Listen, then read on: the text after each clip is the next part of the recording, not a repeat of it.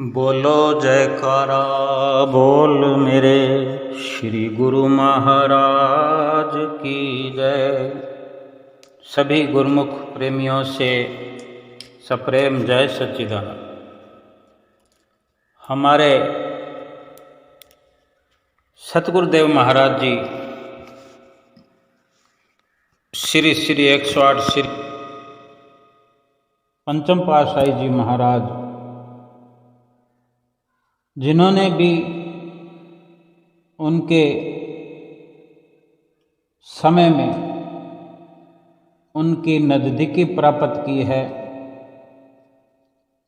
उनकी लीलाओं का रसपान किया है, उनके सन्मुख बैठकर उन नज़ारों को अपनी आँखों से देखा है, जिन नज़ारों को देखकर हर कोई आत्म विभोर हुए बिना, प्रेम विभोर हुए बिना नहीं रह सकता था कोई। हमारे श्री पंचम पातशाही जी हर दिलों में राज करने वाले, किसी की भी पुकार सुनकर, किसी की भी विनती को स्वीकार करके उनके घर चले जाना, घर जाकर उनको नाम की बख्शिश करना, उनको कृतार्थ करना, खुशियों से माला माल करना, ये नित्य प्रति का हमारे हृदय सम्राट श्री पंचम पातशाही गुरु महाराज जी का जीवन भर प्रयत्न रहा। यही प्रयास वो जीवन भर करते रहे हमारे लिए कि हमको खुशियाँ प्रदान कर सके, हमको आत्म विभोर कर सके, हमारी आत्मा को गद गद प्रसन्न कर सकें, सो करते रहे। चाहे श्री दरबार में विराजमान हो, श्री आनंदपुर धाम में विराजमान हो, श्री प्रयाग धाम में चाहे विराजमान हो, या श्री संत नगर में विराजमान हो, विवेक धाम बेंगलोर में विराजमान हो, अमर धाम चैम्बूर आश्रम में विराजमान हो, और भी जाने कितने सत्संग भवन आप जी ने ही अपनी देख रेख में निर्माण करवाए, और हर सत्संग भवन में श्री परमहंसों की प्रतिमाएं अपने कर कमलों से विराजमान करते हुए नित्य नियमों की पालना के लिए, सब संगतों के लिए ये सरल बना दिया कि वो वहाँ पहुंचकर सत्संग भवन में नित्य प्रति श्री आरती, पूजा, सेवा, सत्संग, सुमरन, दर्शन, ध्यान सभी नियमों की पालना कर सके, और वहाँ से नित्य निरंतर प्रेरणा भी प्राप्त करते रहें। संतों महात्माओं के द्वारा सत्संग सुन करके, सतगुरु के इस प्रकार के दिशा निर्देशों को रोज नित्य प्रति सुन करके, भजन सुमरन के लिए श्री आज्ञा रोज जो गुरुमुखों को सुनने को संदेश मिलता रहे, और सभी गुरुमुख अपने जीवन में लाभान्वित होते रहे। जहाँ तहाँ भी सत्संग भवनों का, आश्रम का निर्माण श्री पंचम पातशाही गुरु महाराज जी ने अपने समय में करवाया, सब जगह जहाँ जहाँ भी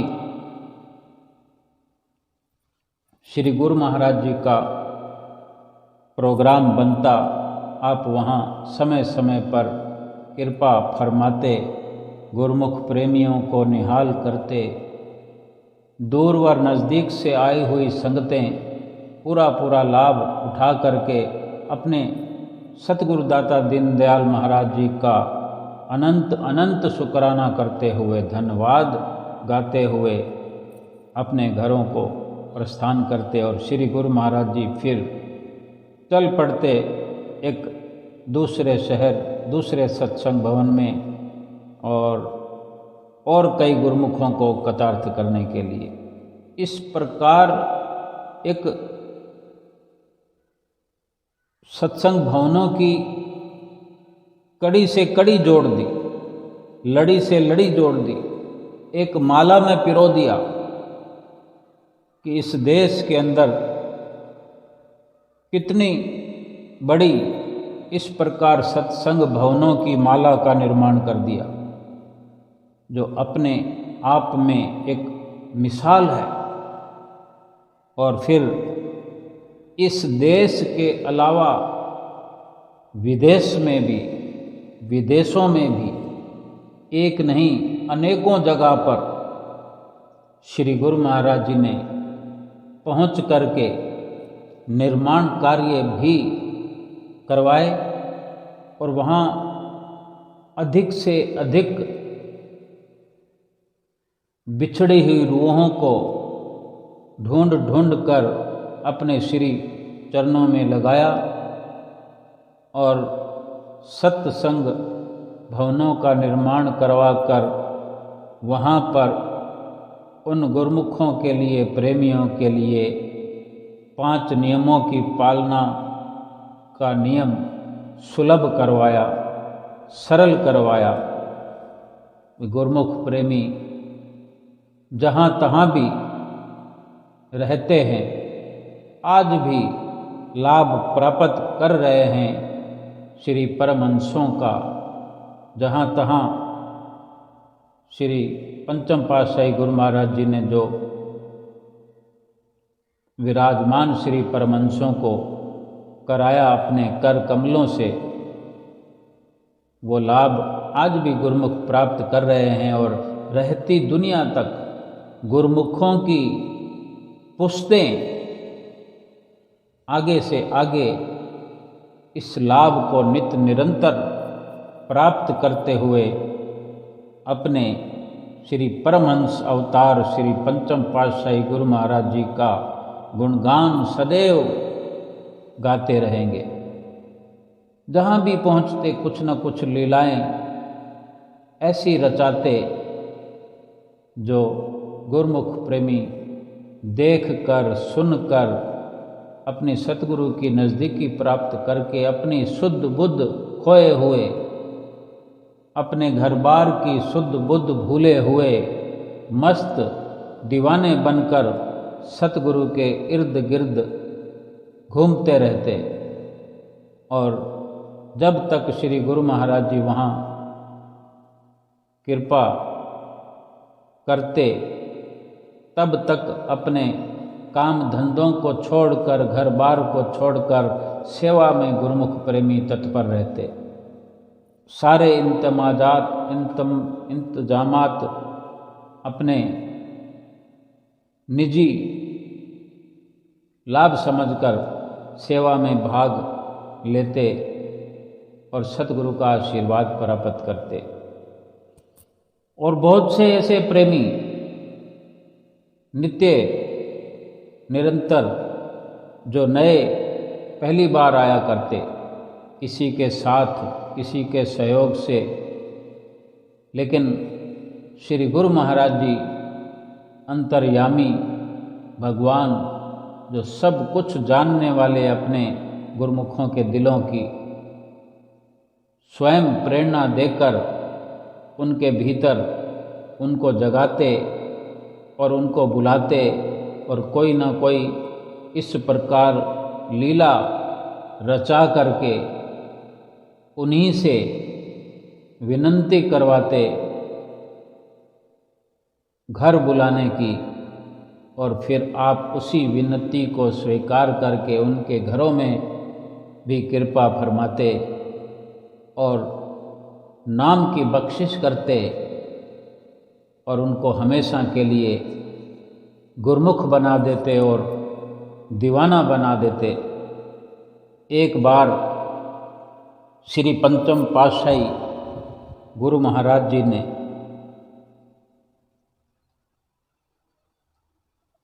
कृपा फरमाई, विदेश में कनाडा के टोरंटो सिटी में आप पधारे। वहाँ सत्संग आश्रम में श्री दर्शन खुले हुए थे और आसपास के इलाकों से संगत पहुंचकर खूब दर्शनों का भरपूर लाभ उठा रही थी। एक भगत जी आए संगत में और जब माथा टेकने नज़दीक पहुँचे तो उन्होंने विनती की,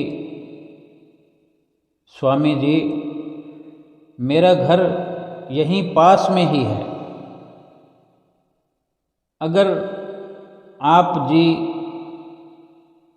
मेरे घर पर कृपा करें, मेरे घर में चरण छुआएं तो बड़ी कृपा होगी, मैं निहाल हो जाऊंगा।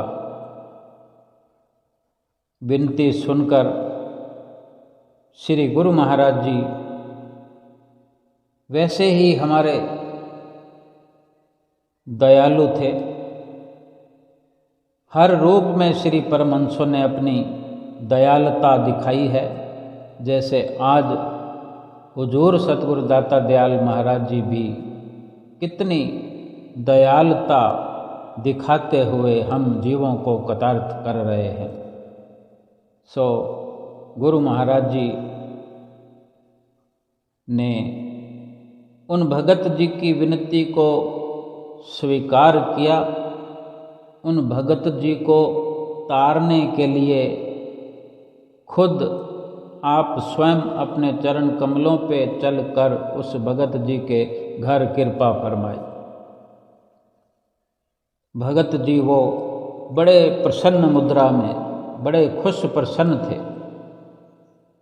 सतगुरु को अपने घर बुलाकर उनकी खुशी का ठिकाना नहीं था। वो पूरे घर में अपने श्री गुरु महाराज जी को सभी कमरों में विनती कर कर के सभी जगह चरण छुआए। पूरे घर में श्री गुरु महाराज जी ने अपने चरण छुआए और फिर भगत जी से पूछ लिया, भाई भगत जी आपने मंदिर कहाँ बनाया है श्री परमहंसों का? अब भगत जी ने कहा, मंदिर तो नहीं बनाया स्वामी जी, क्योंकि मैं शिव जी भगवान का भगत हूँ और सोमवार के व्रत भी रखता हूँ। जैसा मेरे माता पिता ने मुझे प्रेरित किया, जो भी प्रेरणा माता पिता से मिलती रही, मैं वैसा करता रहा हूँ। तो श्री गुरु महाराज जी ने वचन फरमाए कि तुम जैसे भी भगत हो शिव जी भगवान के, तो क्या तब तुम्हें कभी दर्शन हुए हैं? तो भगत जी कहने लगे, नहीं स्वामी जी, कभी दर्शन तो नहीं हुए मुझे। फिर श्री गुरु महाराज जी ने फरमाया, तो क्या तुम दर्शन करना चाहते हो? तो भगत जी कहते हैं, अगर दर्शन हो जाए तो मेरा बड़ा सौभाग्य होगा। स्वामी जी ने कहा, आपने नाम दान लिया हुआ है? नाम लिया है आपने? भगत जी ने कहा, नहीं स्वामी जी, नाम तो नहीं लिया हुआ। श्री गुरु महाराज जी ने फरमाया कि नाम लेना चाहते हो? भगत जी ने कहा ये तो मेरी खुश नसीबी होगी। फिर श्री गुरु महाराज जी ने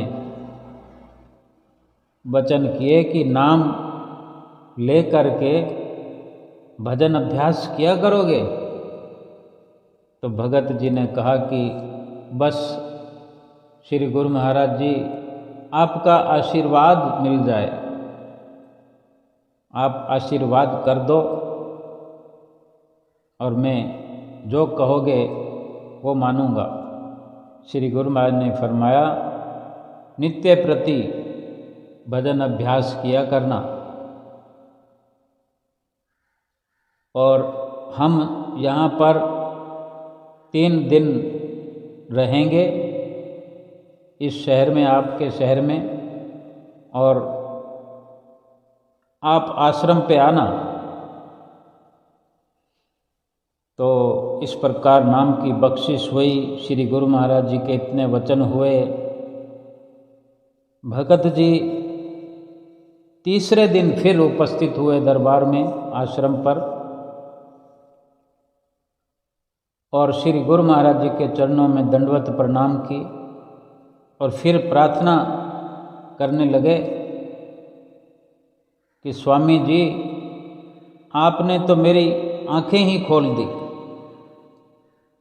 मैं अब तक माता पिता की प्रेरणा से और अपनी मर्जी से भक्ति करता रहा हूँ, और आज आपने कृपा करके जो मुझे विवेक की दृष्टि प्रदान की है, आपकी श्री आज्ञा को मान करके पहले दिन मैं भजन अभ्यास पर बैठा, फिर दूसरे दिन बैठा, और आज जब मैं तीसरे दिन बैठा भजन अभ्यास पर, तो आपकी अपार कृपा से, आपके आशीर्वाद से मुझे अपने इष्ट शिव जी भगवान के आपके स्वरूप में दर्शन हुए।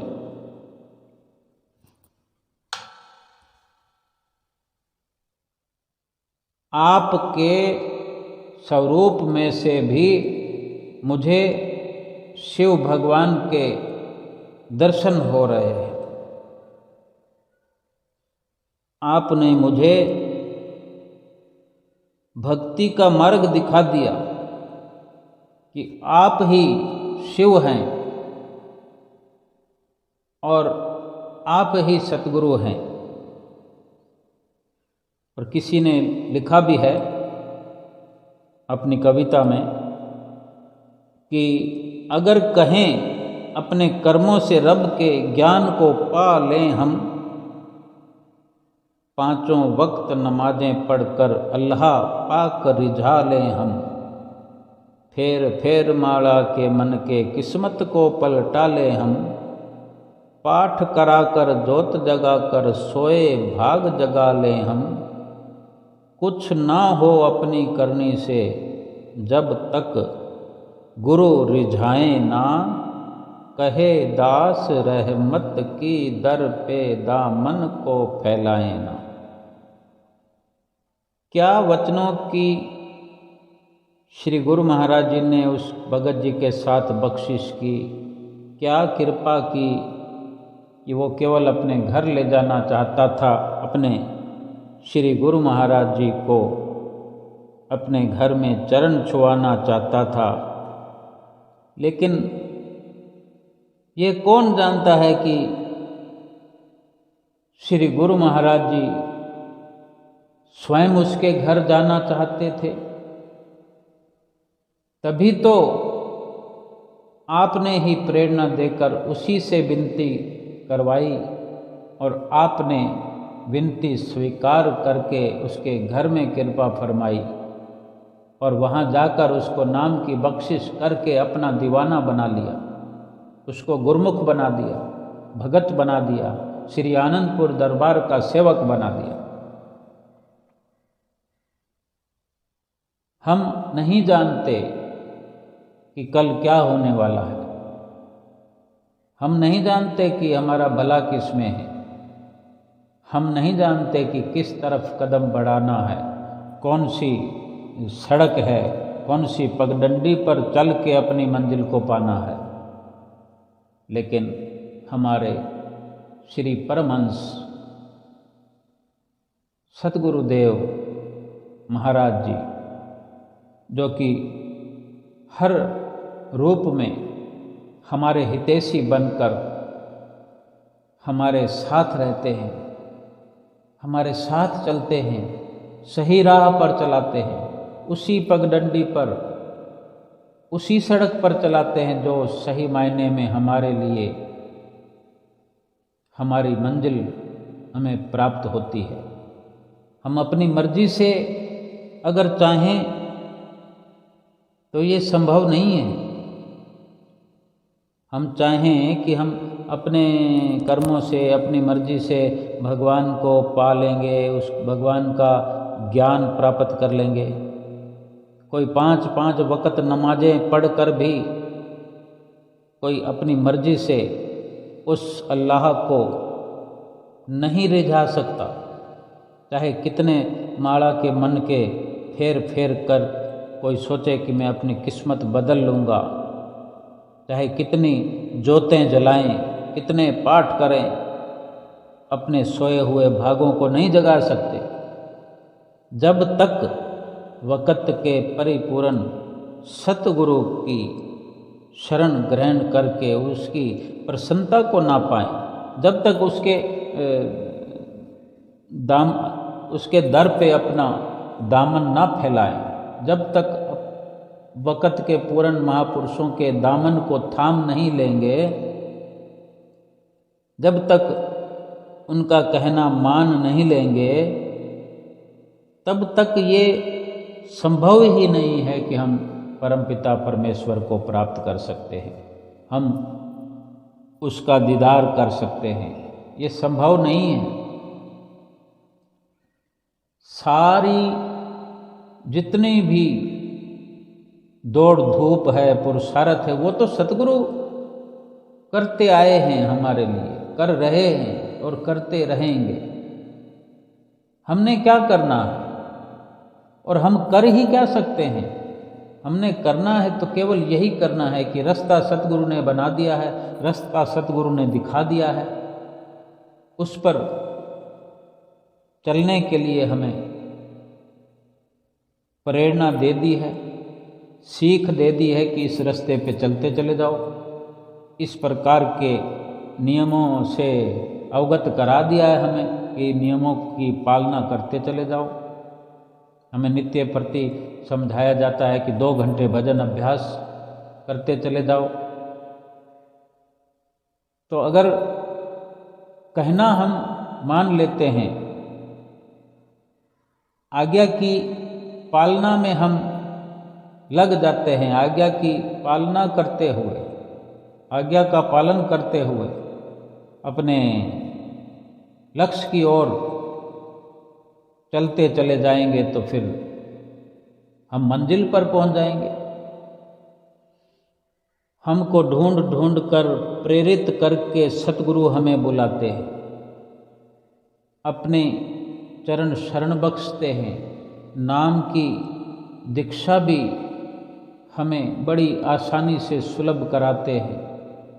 सेवा का मार्ग खोल करके, इस दरबार की रचना करा के जो सेवा का मार्ग खोल दिया है सतगुरु ने, उस पर हमें केवल मनन करना और जो सत्संग की हमें खुश नसीबी बख्शते हैं, सत्य असत्य का ज्ञान नित्य प्रति देते हैं, समझाते हैं। सुंदर सुंदर दर्शनों की बहार हमारे जीवन में हर वक्त हमारे लिए ये सुलभ हो रही है कि दर्शनों की बहारें हमारे लिए एक प्रकार से ठंडी ठंडी हवा के झोंकों की तरह दर्शनों की फुहार सी बरस रही है। जिस दर्शन को सारी दुनिया तरसती है, योगी योगीश्वर तपी तपीश्वर प्रयास में लगे हुए हैं, हम पर उन दर्शनों की बौछार हो रही है, बरसात हो रही है। कितनी कितनी बार दिन में दर्शन होते हैं, सुबह सवेरे दर्शन, फिर जाने अनजाने श्रीकार में दर्शन, कहीं सेवा पर अगर हम लगे हुए हैं तो वहाँ पर दर्शन, फिर शाम को दर्शन, फिर दर्शन के बाद फिर बाहर दर्शन, पहले दर्शन हाल के अंदर दर्शन, फिर बाहर श्रीकार में दर्शन, फिर श्री आरती में दर्शन, फिर श्री आरती के बाहर दर्शन। और इसके अलावा भी कहीं मुहूर्त है, कहीं नींव रखी जा रही है, कहीं उद्घाटन किया जा रहा है। इतना आसान से आसान हमारा भक्ति का जीवन हमारे श्री सतगुरुदेव महाराज जी ने, श्री परमहंसों ने बना दिया है। इतना सौखा रास्ता हमें सुझा दिया है, जिस पर चलकर कोई मुश्किल नहीं पेश आती, क्योंकि सब कुछ सरल करके उबड़ खाबड़ रास्तों को आप स्वयं चल करके ठीक ठाक करके फिर हमें उस रास्ते पर चलाते हैं। आज सेवा करते करते करते करते आज श्री दरबार की हम रचना को देखें, कहाँ से कहाँ पहुँचा दिया है। ये सेवा का परिणाम है। चाहे क्यों ना हम भी आकर इस जन्म से पहले भी सेवा करके गए हों, आज हम जहाँ भी पहुँचे हैं, जिस स्थिति में भी पहुँचे हुए हैं, क्या जाने हम कितनी बार यहाँ श्री परमहंसों के साथ में आकर उनकी चरण शरण ग्रहण कर सेवा करते रहे हों। यूं ही एक बार में तो इतनी तरक्की हम नहीं कर सकते कि हमने अपने जीवन में नाम भी ले लिया, गुरुमुख माता पिता के घर में जन्म भी ले लिया, माता पिता के सहयोग से ही हमें नाम की बख्शिश हो गई, श्री गुरु महाराज जी से श्री दरबार में आना जाना शुरू हो गया। पंचम पातशाही गुरु महाराज जी के समय लगे हुए हैं, हमारे कुछ बड़े बुजुर्ग चौथी पातशाही गुरु महाराज जी के समय भी लगे हैं। आज ऐसे भी बुजुर्ग हैं, ऐसे भी माता पिता हैं जो गुरुमुख जो तीसरी पातशाही गुरु महाराज जी के समय में लगे हों, उनके परिवार भी चल रहे हैं। आज अगर हमारी पीढ़ी, हम जो पंचम पातशाही गुरु महाराज जी के समय से लगे हैं, तो हम पिछले जन्म में भी आए हों और आज छठी पातशाही गुरु महाराज जी का जिन्हें दर्शन नसीब हो रहा है, सुसंगति नसीब हो रही है, चाहे वो कम उम्र में हैं, तो पंचम पातशाही गुरु महाराज जी के समय भी उनके साथ रहे हों, तो ये एक जन्म की हमारी कमाई नहीं हो सकती कि आज हम ये कह सकें कि हम श्री गुरु महाराज जी के इतने करीब पहुंच जाते हैं, दर्शन करने पहुंच जाते हैं, हम सेवा करते हैं, हम 1 महीना सेवा करते हैं, हम 2 महीने सेवा करते हैं, हम 15 दिन सेवा करते हैं। और कई गुरुमुख प्रेमी ऐसे हैं कि जो श्री आनंदपुर में भी पहुंच जाते हैं, श्री प्रयाग धाम में भी पहुंच जाते हैं और कई दिन रुक करके श्री गुरु महाराज जी के श्री दर्शन करते हैं, सेवा करते हैं, उनकी लीलाओं का रसपान करते हैं, उनके दर्शन करते हुए प्रसाद की जो बौछार होती है, प्रसाद लूटते हैं। आशीर्वाद तो लुटाते ही लुटाते हैं, प्रसाद भी लुटाते हैं। जब वचन फरमाते हैं, केवल हाल चाल भी जहाँ पहुँचते हैं श्री गुरु महाराज जी हाल चाल पूछ कर भी सारी संगत को हंसा देते हैं। कितना एक सुंदर समा बंध जाता है उस वक़्त जब श्री गुरु महाराज जी सामने विराजमान होते हैं, और कैसे कैसे भाव हमारे भीतर उमड़ घुमड़ लगाए हुए बरसात करते रहते हैं। भीतर बरसात होती रहती है विचारों की। कभी हम सोचते हैं कि हमको कब वहाँ मौका मिलेगा श्री गुरु महाराज जी के पास खड़े होने का, कब श्री गुरु महाराज जी से बात करने का अवसर मिलेगा। कभी हम सोचते हम महात्मा बन जाएं, कभी हम सोचते हम भी बाई जी बन जाएं, कभी हम सोचते हैं भेंटा हो जाएं। यानी एक झड़ी लग जाती है, बरसात की किणमिण होने लग जाती है। यानी ये हम अपने भीतर में समझ लें कि हमारे विचारों का शुद्धिकरण हो रहा है। जहाँ संसारिक विचार, संसारिक व्यवहार हुआ करता है, भीतर में छाया रहता है, वो सतगुरु की चरण शरण में आने के कारण, उनकी चरण शरण बार बार ग्रहण करने के कारण, बार बार उनकी नज़दीकी हासिल करने के कारण वो विचार छूटते जाते हैं, और इस प्रकार के सात्विक विचार हमारे भीतर में घर कर रहे हैं, प्रवेश कर रहे हैं। एक तरह का जमावड़ा हो रहा है ऐसे विचारों का। भीतर से वैराग, अति वैराग उत्पन्न हो रहा है। भक्ति की चाहना भीतर में बढ़ती हुई हम देख रहे हैं। संसार से घटता हुआ प्यार, संसार से कम होती हुई तवज्जो जो नित्य निरंतर अपने सतगुरु के प्रेम में परिवर्तित हो रही है। सतगुरु के प्रेम की ओर हमारा झुकाव होता जा रहा है, लगाव होता जा रहा है, लगन बढ़ती चली जा रही है। ये एक जन्म की बात नहीं है, जाने कई जन्मों से हमारे आसपास हम किसी परिवार में हैं, अपने माता पिता के परिवार में हैं, माता पिता की बहुत लगन है, बहुत लगन हमने देखी, लेकिन हमको जल्दी से समझ में नहीं आया, लेकिन देर सवेर समझ आने लगा, फिर यकीन होने लगा। आज ये यकीन हो गया कि कहीं ना कहीं हम अपने सतगुरु के ही हम सेवक तो हैं, लेकिन थोड़े कम संस्कार होने के कारण देर में समझ में आई। लेकिन ये तो निश्चित हो गया कि हम इस जन्म में नहीं, पिछले जन्म से जुड़े हुए हैं।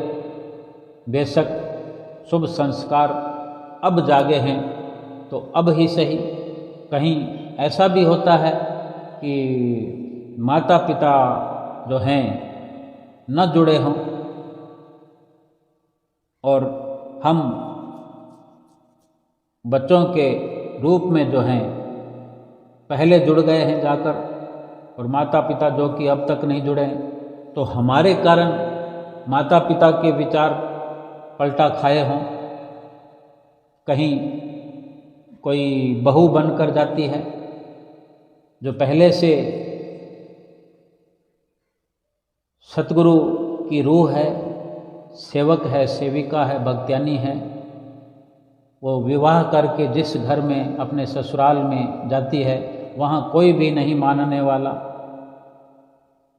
लेकिन देर सवेर फिर वो अपने बहू के कारण, पुत्र वधू के कारण, पौत्र वधू के कारण उनके संस्कार पलटा खाते हैं और धीरे धीरे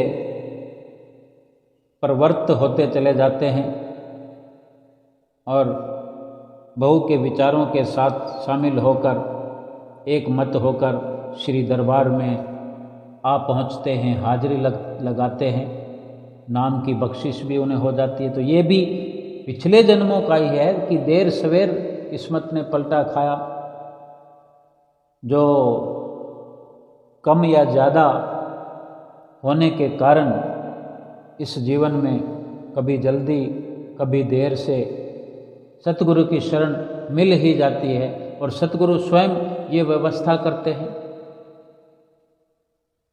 किसी के घर में अपनी रूह को बहू बनाकर भेज देते हैं, किसी को किसी के घर का दामाद बना देते हैं। गुरमुख प्रेमी ऐसा दामाद पाकर के ससुराल वाले मानने लगते हैं। दामाद अगर गुरमुख है तो फिर उस दूसरे परिवार की जो बहू गुरमुख नहीं भी है तो गुरमुखों के घर में आकर गुरमुख बन ही जाती है, और फिर वहाँ से जो भी परिवार बढ़ता चला जाता है सबका सब गुरमुख बनता जाता है।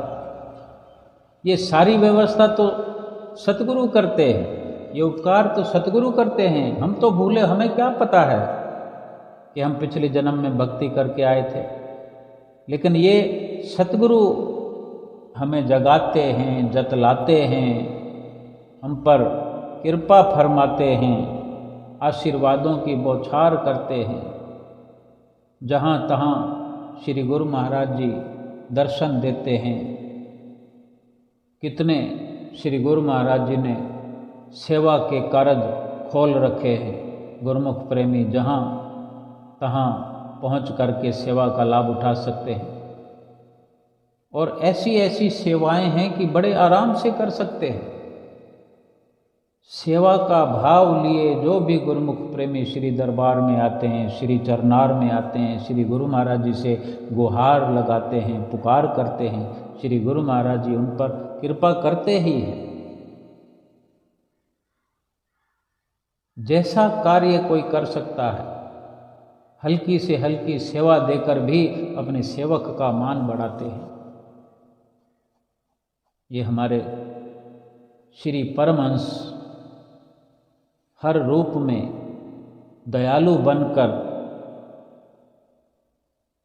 हमारा इस संसार के अंदर मान बढ़ाते हैं, हमसे भक्ति करवाते हैं, हमें सेवक का दर्जा देते हैं, गुरमुख का दर्जा देते हैं। हमारी इज्जत संसार में कोई नहीं कर सकता इतनी जो हमारे सतगुरु पारखी जिनकी नज़र है। कहाँ माया में लिप्त हम पड़े होते हैं, कहाँ भटकना में हम होते हैं। ये मनुष्य जन्म पाकर भी कितनी दुविधा में हम जीवन व्यतीत कर रहे होते हैं, भटक रहे होते हैं, उलझनों में हम उलझे हुए होते हैं। और सतगुरु की पारखी नज़र, दया दृष्टि हमारा पीछा करते हुए हमें ढूंढ करके कहाँ से कहाँ पहुँचा देते हैं।